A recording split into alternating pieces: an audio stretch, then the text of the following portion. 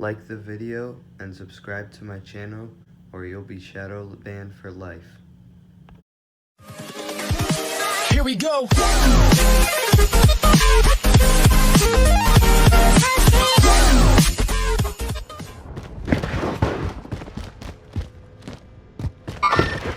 Kırbarsın.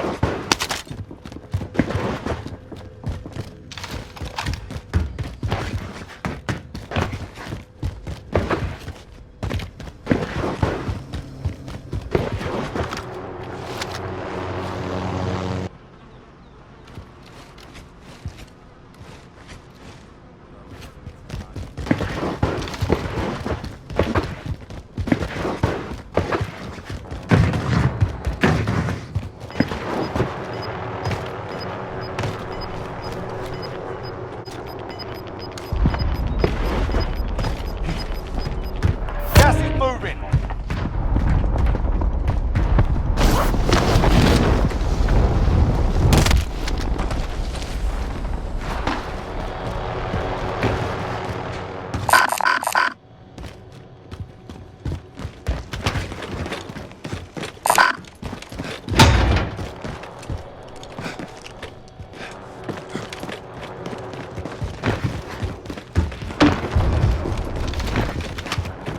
Windows closing. Get to safety.